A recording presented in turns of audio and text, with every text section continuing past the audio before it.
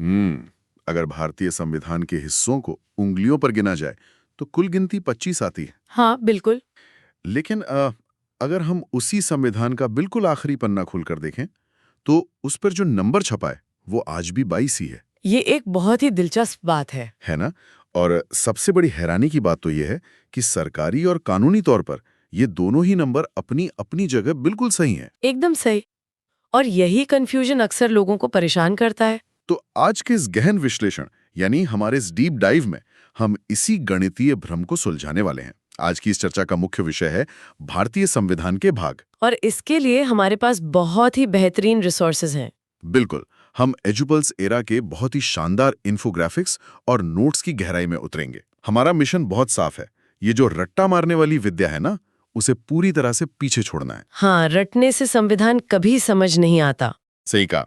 हमें smart learning के जरिए इस विशाल ढांचे के पीछे के विज्ञान को समझना है। इसे समझने के लिए थोड़ा नजरिया बदलते हैं। अच्छा, कैसा नजरिया? देखिए, संविधान कोई उबाऊ कानूनी दस्तावेज नहीं है।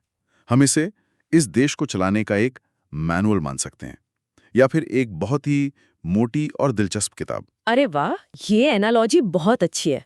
तो अगर ये किताब है तो इसके जो अध्याय हैं, जो चैप्टर्स हैं, वो संविधान के भाग हैं और इसके पन्ने संविधान के अनुच्छेद यानी आर्टिकल्स हैं।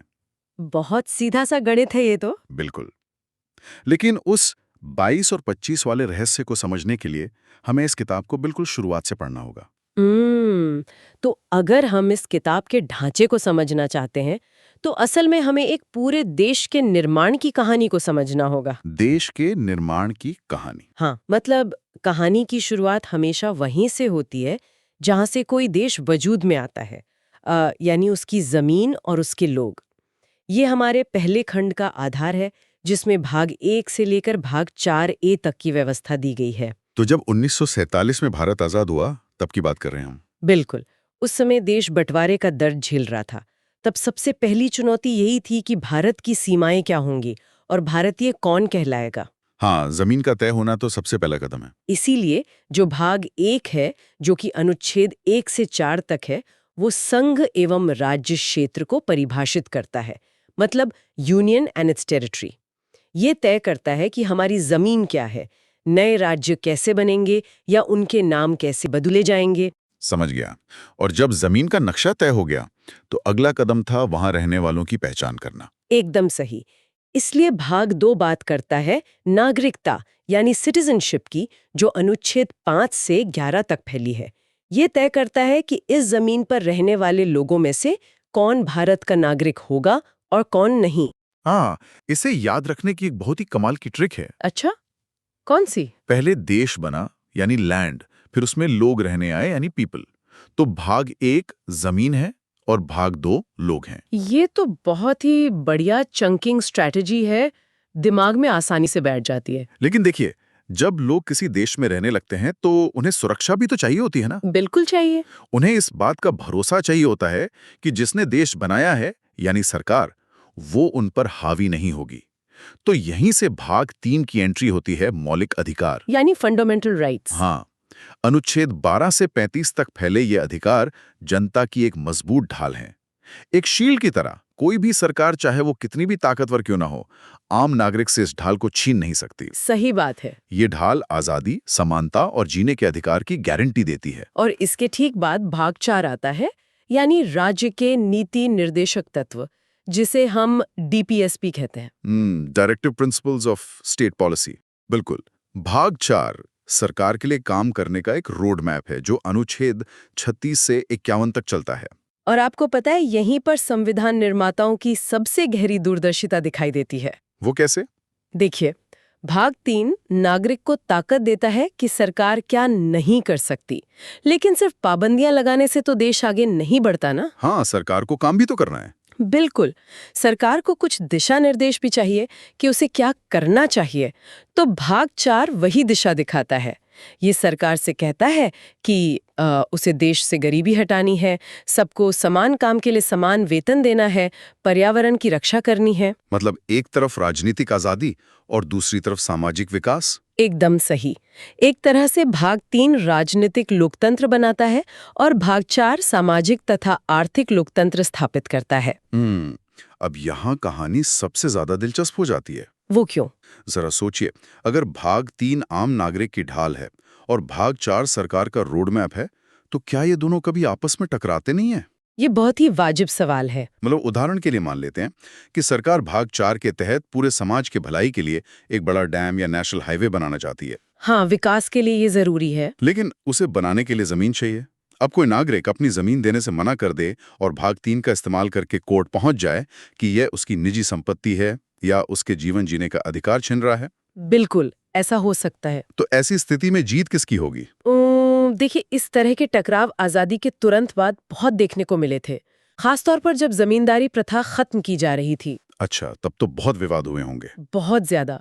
शुरुआत में तो ऐसा ही लगा कि इन दोनों के बीच एक जंग छिड़ी हुई है। फिर इसका समाधान कैसे निकला? समय के साथ सुप्रीम कोर्ट ने अपने कई ऐतिहासिक फैसलों में ये स्पष्ट किया कि भाग 3 और भाग 4 एक दूसरे के दुश्मन नहीं हैं, अच्छा, बल्कि ये एक ही रथ के दो पहिए हैं। मौलिक अधिकार यह सुनिश्चित करते हैं कि किसी अकेले व्यक्ति के बुनियादी हक ना कुचले जाएं, जबकि नीति निर्देशक तत्व यह सुनिश्चित करते हैं कि पूरा समाज विकास करे। यानी न्यायपालिका का काम इन दोनों के बीच एक बेहतरीन संतुलन बनाए रखना है। बिल्कुल। और इसी संतुलन की कड़ी में एक और चीज जोड़ी गई थी। जब हम अधिकारों की बात करते हैं तो कुछ जिम्मेदारियां भी तो होनी चाहिए ना। हाँ, बिना जिम्मेदारी के अधिकार तो अराजकता फैला सकते हैं। सही कहा।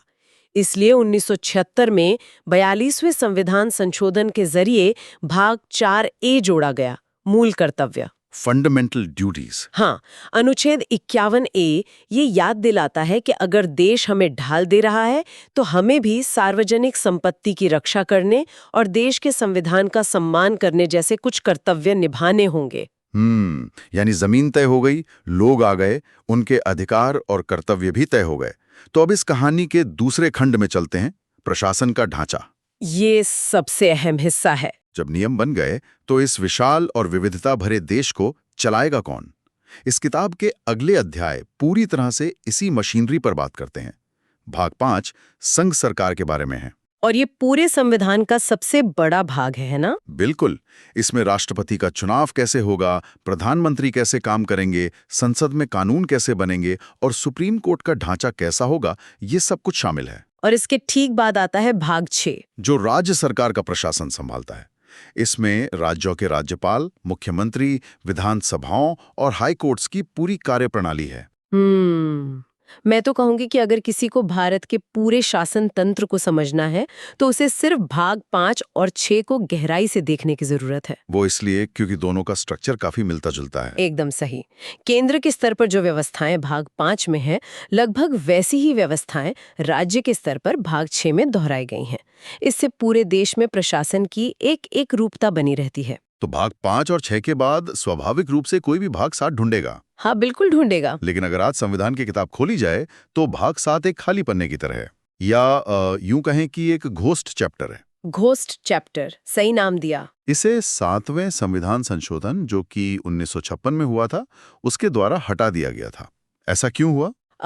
इसका मुख्य कारण भारत का ऐतिहासिक प्रशासनिक पुनर्गठन था। देखिए, आजादी के समय भारत के राज्यों को अलग अलग श्रेणियों में बांटा गया था, जैसे part A, part B, part C और पार्ट डी राज्य। बिल्कुल। इन सभी के लिए अलग अलग नियम थे और भाग 7 मुख्य रूप से पार्ट बी राज्यों से जुड़ा था। लेकिन 1956 में जब भाषा के आधार पर राज्यों का पुनर्गठन हुआ, हाँ, स्टेट्स रीऑर्गेनाइजेशन एक्ट आया था। सही, तो उस अधिनियम के आने के बाद इस पुरानी श्रेणी व्यवस्था को पूरी तरह से खत्म कर दिया गया।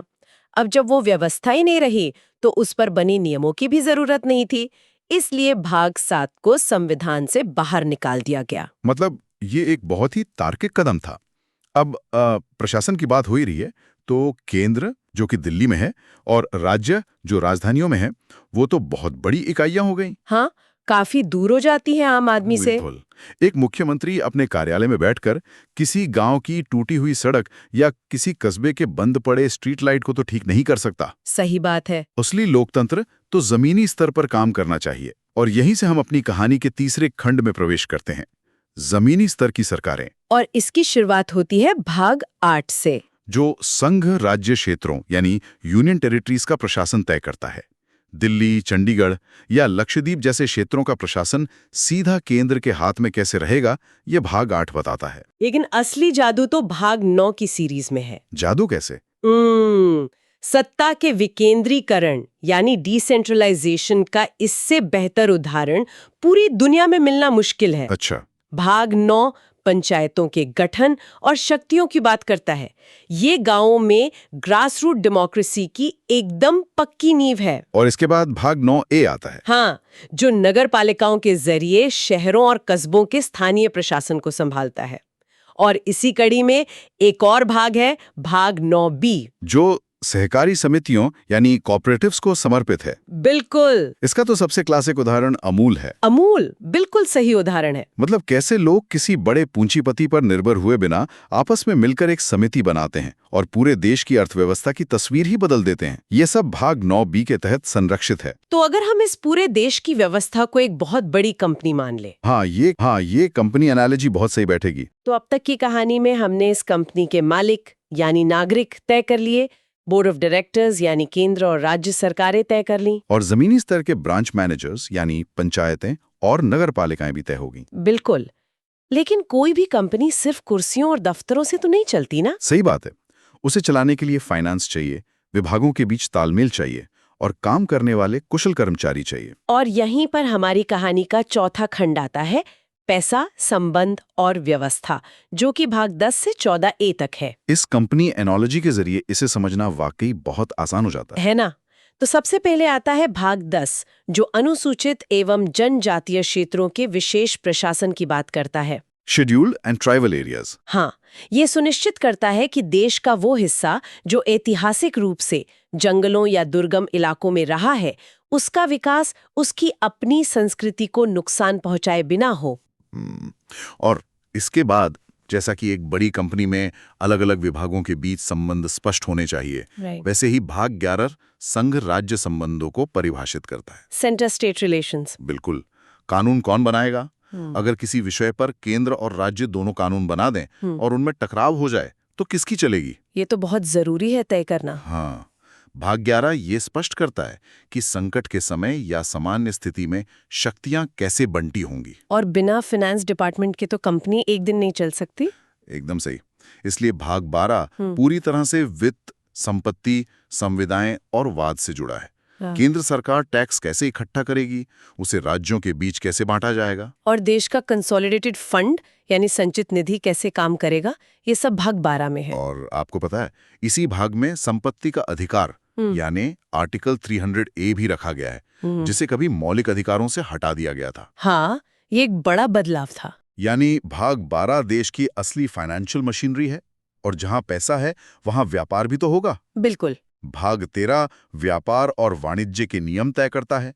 अगर कश्मीर का सेब केरल में बेचना हो तो रास्ते में कोई राज्य उस पर मनमाने टैक्स लगाकर उसे रोक ना सके, ये आजादी भाग 13 देता है। और देखिए, इस पूरी वित्तीय और प्रशासनिक मशीनरी को चलाने के लिए सबसे होनहार टैलेंट चाहिए। कंपनी का ह्यूमन रिसोर्स यानी HR। बिल्कुल। यही काम भाग 14 करता है, जो संघ और राज्य के अधीन सेवाओं की बात करता है। लोक सेवा आयोग यानी UPSC और राज्यों के सिविल सर्विस कमीशन इसी भाग के तहत आते हैं। ये देश की नौकरशाही को स्वतंत्र और निष्पक्ष रूप से काम करने की सुरक्षा देता है। हाँ, और इसके साथ ही विवादों को जल्दी सुलझाने के लिए भाग 14A जोड़ा गया था, अधिकरण या ट्रिब्यूनल्स। मतलब कंपनी का एक फास्ट ट्रैक लीगल डिपार्टमेंट। सामान्य अदालतों में तो लाखों केस पेंडिंग होते हैं। सही कहा। ऐसे में अगर पर्यावरण का कोई तकनीकी मुद्दा है या टैक्स से जुड़ा कोई विवाद है, तो उसके लिए विशेष ट्रिब्यूनल्स बनाए जाते हैं। ये आम अदालतों का बोझ कम करते हैं और तेजी से फैसले देते हैं। हाँ, तो अब जब सब कुछ सेट है, फाइनेंस, HR, प्रशासन, तो इस मशीनरी को निष्पक्ष रखने और आपातकाल में बचाने के लिए कुछ खास सिस्टम चाहिए।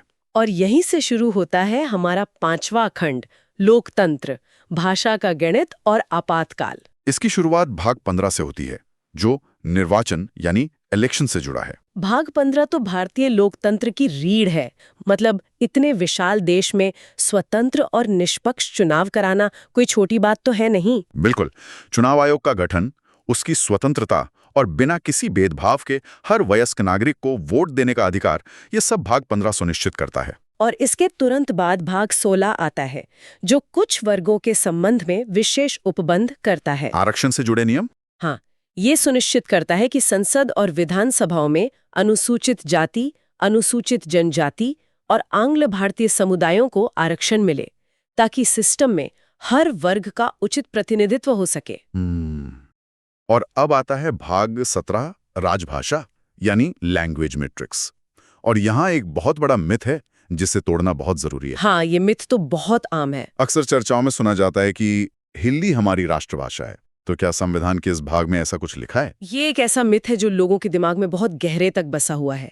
लेकिन संविधान के भाग 17 और अनुच्छेद 343 को पढ़ने पर तस्वीर बिल्कुल साफ हो जाती है। अच्छा, क्या लिखा है उसमें? उसमें स्पष्ट है कि भारत की कोई भी राष्ट्रभाषा यानी नेशनल लैंग्वेज नहीं है। भाग 17 हिंदी को संघ की राजभाषा यानी ऑफिशियल लैंग्वेज घोषित करता है। राजभाषा का मतलब है वो भाषा जिसमें सरकार अपना आधिकारिक कामकाज करती है। मतलब पूरे देश पर एक भाषा नहीं थोपी गई है? बिल्कुल नहीं। भारत जैसे विविधतापूर्ण देश में किसी एक भाषा को राष्ट्रभाषा थोपना संभव ही नहीं है। राज्यों को अपनी राजभाषा चुनने की पूरी आजादी है। उदाहरण के तौर पर नागालैंड या मेघालय जैसे राज्यों की आधिकारिक सरकारी भाषा अंग्रेजी है। ये जानकारी तो बहुत सारे भ्रम दूर करती है। राजभाषा और राष्ट्रभाषा का ये फर्क हमेशा याद रखना चाहिए। बिल्कुल। अब मान लीजिए कि इस पूरी व्यवस्था पर कोई बहुत बड़ा संकट आ जाए, कोई बाहरी देश हमला कर दे या देश दिवालिया होने के कगार पर पहुंच जाए। तब तो ये सामान्य मशीनरी काम नहीं कर सकती। एकदम सही। ऐसे संकटों से निपटने के लिए भाग 18 है आपात उपबंध या इमरजेंसी प्रोविजंस। ये भाग राष्ट्रीय आपातकाल, राज्यों में राष्ट्रपति शासन और वित्तीय आपातकाल लगाने की ताकत देता है। और आपातकाल के प्रावधानों का मुख्य उद्देश्य देश की संप्रभुता और अखंडता को किसी भी कीमत पर बचाए रखना है। हाँ। जब देश खतरे में होता है तो पूरा सिस्टम कुछ समय के लिए एकात्मक यानी यूनिटरी हो जाता है।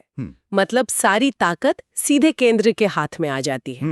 इसके बाद भाग 19 आता है, जिसे विविध या मिसलेनियस कहा गया है। ये भी बहुत खास है। ये राष्ट्रपति और राज्यपालों को विशेष कानूनी संरक्षण देता है ताकि वे अपने पद पर रहते हुए जो भी आधिकारिक फैसले लें, उनके लिए उन पर कोई आपराधिक मुकदमा न चलाया जा सके। और फिर आता है इस पूरे संविधान का सबसे जादुई और महत्वपूर्ण हिस्सा, भाग 20। बिल्कुल, भाग 20 जो संविधान के संशोधन की शक्ति देता है, अनुच्छेद 368 के तहत। अगर भाग 20 नहीं होता तो भारत का संविधान एक पत्थर की लकीर बन के रह जाता। सही कहा, जो समय के साथ टूट तो सकता था लेकिन मुड़ नहीं सकता था। समाज बदलता है, तकनीक बदलती है, और भाग 20 ये ताकत देता है कि संसद संविधान में बदलाव कर सके। इसी भाग की बदौलत भारतीय संविधान दुनिया का सबसे बेहतरीन जीवंत दस्तावेज माना जाता है, एक लिविंग डॉक्यूमेंट। बिल्कुल। अब हम इस किताब के बिल्कुल अंतिम पन्नों पर पहुंच गए हैं और हमारा छठा खंड उस रहस्य को खोलेगा जिसके साथ हमने आज की चर्चा शुरू की थी। वो 22 बनाम 25 का असली गणित। हाँ, लेकिन उससे पहले भाग 21 की बात कर लेते हैं। ये अस्थायी, संक्रमणकालीन और विशेष उपबंधों की बात करता है। जो पुराना अनुच्छेद 370 था, जिसे लेकर देश में लंबी बहसें हुई, वो इसी भाग का एक अस्थायी हिस्सा था। और बिल्कुल अंत में आता है भाग 22, जिसमें संक्षिप्त नाम और प्रारंभ की बातें हैं। इसी भाग में ये आधिकारिक रूप से दर्ज है कि इस महान दस्तावेज का नाम भारत का संविधान होगा। और यहीं पर ओरिजिनल 22 भाग समाप्त हो जाते हैं। तो अब आता है वो बड़ा सवाल, अगर किताब में सिर्फ 22 भाग हैं तो ये 25 की गिनती कहाँ से आई? इसका गणित बहुत ही दिलचस्प है। देखिए, जब संविधान लागू हुआ तब 22 भाग थे। समय के साथ 1956 में हमने एक भाग 7 हटा दिया तो गिनती बची 21। बिल्कुल। इसके बाद समय समय पर जरूरत पड़ने पर 4 नए भाग जोड़े गए। ये थे भाग 4A यानी मूल कर्तव्य, भाग 9A यानी नगरपालिकाएं, भाग 9B यानी सहकारी समितियां और भाग 14A यानी अधिकरण। हाँ। अब अगर 21 में 4 जोड़ दें तो कुल गिनती 25 हो जाती है। बिल्कुल सही, गिनती 25 है, लेकिन किताब के आखिरी अध्याय का नंबर आज भी 22 ही है। ऐसा क्यों? ऐसा इसलिए क्योंकि जो 4 नए भाग जोड़े गए उन्हें भाग 23, 24, 25 या 26 का नया नंबर नहीं दिया गया। अच्छा, उन्हें बीच में ही रखा गया। हाँ, उन्हें मूल भागों के साथ ए या बी लगाकर एक सब चैप्टर की तरह बीच में ही फिट कर दिया गया। इसलिए अगर कोई पूछता है कि आखिरी भाग का नंबर क्या है, तो जवाब 22 है। और अगर कोई पूछता है कि कुल कितने भाग मौजूद हैं, तो जवाब 25 है। बिल्कुल। ये एक बेहतरीन गणितीय भ्रम था, जो अब पूरी तरह सुलझ गया है। अब हम अपने 7वें और आखिरी खंड पर आते हैं। ये सारी सैद्धांतिक बातें और संशोधन हमारी रोजमर्रा की असल जिंदगी में कैसे लागू होते हैं? यह समझना बहुत जरूरी है। हम अक्सर सोचते हैं कि संविधान सिर्फ कोर्ट रूम में वकीलों के काम आता है, लेकिन सच्चाई यह है कि कोई भी आम नागरिक हर दिन संविधान को जीता है। एकदम सही। और जब हम महत्वपूर्ण बदलावों की बात करते हैं, तो 4 बड़े संशोधनों का जिक्र आना लाजमी है। कौन कौन से? 42वां संशोधन, जो 1976 में हुआ, जिसे मिनी कॉन्स्टिट्यूशन भी कहा जाता है। इसने भाग 4A और 14A जोड़े। हाँ। फिर 74वां संशोधन 1992 में, जिससे शहरों के लिए भाग 9A जोड़ा। 97वां संशोधन जो 2011 में आया, जिसने सहकारी समितियों के लिए भाग 9B जोड़ा। और 7वां संशोधन जिसने भाग 7 को हटा दिया। इन बदलावों का सीधा असर आम जनजीवन पर पड़ता है। असल जिंदगी के उदाहरणों को देखें तो जब कोई आम नागरिक बाजार जाकर अपनी पसंद का कोई सामान खरीदता है या कोई व्यापार शुरू करता है, तो वह अनजाने में भाग 13 का इस्तेमाल कर रहा होता है। व्यापार की आज़ादी। और जब कोई व्यक्ति किसी खतरे के समय पुलिस से सुरक्षा की मांग करता है, तो वो भाग 3 के अनुच्छेद 21 का उपयोग कर रहा होता है। जीवन की रक्षा का अधिकार। बिल्कुल। जब हम लंबी कतारों में लगकर अपना वोट डालते हैं, तो हम भाग 15 के तहत अपने लोकतांत्रिक अधिकार का प्रयोग कर रहे होते हैं। और यहाँ तक कि जब सुबह हमारे घर के बाहर कचरा उठाने वाली गाड़ी आती है, हाँ, तो वो पूरी व्यवस्था भाग 9A के तहत नगर पालिकाओं के स्थानीय प्रशासन का ही एक हिस्सा है। ये साबित करता है कि संविधान दूर किसी लाइब्रेरी में रखी किताब नहीं है, बल्कि हमारे रोजमर्रा के जीवन का एक सक्रिय हिस्सा है। बिल्कुल। अब इस पूरी व्यवस्था को बिना रटे याद रखने के लिए हम एक बहुत ही आसान चंकिंग स्ट्रैटेजी का इस्तेमाल कर सकते हैं, जो एजुपल्स एरा के नोट्स में भी बताई गई है। एकदम सही। इन 22 भागों को 4 कहानियों या ब्लॉक्स में बांट लिया जाए। ब्लॉक 1, मैं कौन हूं। इसमें भाग 1 से 4A तक आते हैं, मतलब देश, नागरिक, उनके अधिकार और कर्तव्य। ब्लॉक 2 हो सकता है, सरकार कैसे चलती है। हाँ, जिसमें भाग 5 से 10 तक आते हैं। इसमें केंद्र, राज्य, खाली पड़ा भाग 7, यूनियन टेरिटरीज और पंचायतें शामिल हैं। और ब्लॉक 3, सिस्टम कैसे काम करता है। भाग 11 से 14A तक। इसमें केंद्र राज्य के संबंध, देश का पैसा, व्यापार और नौकरियां आती हैं। और आखिरी ब्लॉक 4, स्पेशल चीजें। बिल्कुल, भाग 15 से 22 तक। इसमें चुनाव, भाषाएं, इमरजेंसी, संशोधन और अस्थायी नियम शामिल हैं। और इस चंकिंग स्ट्रैटेजी के साथ साथ एजुपल्स एरा की अल्टीमेट चीट शीट का जिक्र करना बहुत जरूरी है। हाँ, मैंने भी वो देखी है। भाग 1 से 22 तक का जो बेहतरीन सार उसमें दिया गया है, वो किसी भी तरह के रिवीजन के लिए एक शानदार टूल है। इसे ही तो स्मार्ट लर्निंग कहते हैं। जब हम चीजों को कहानियों और ब्लॉक्स में बांट लेते हैं, तो रटने की जरूरत खत्म हो जाती है और पीछे का लॉजिक समझ में आने लगता है। आज की चर्चा से ये पूरी तरह साबित हो गया है कि संविधान केवल वकीलों की संपत्ति नहीं है, ये हर नागरिक का मैनुअल है। आज का हमारा मिशन भी पूरा हो गया है।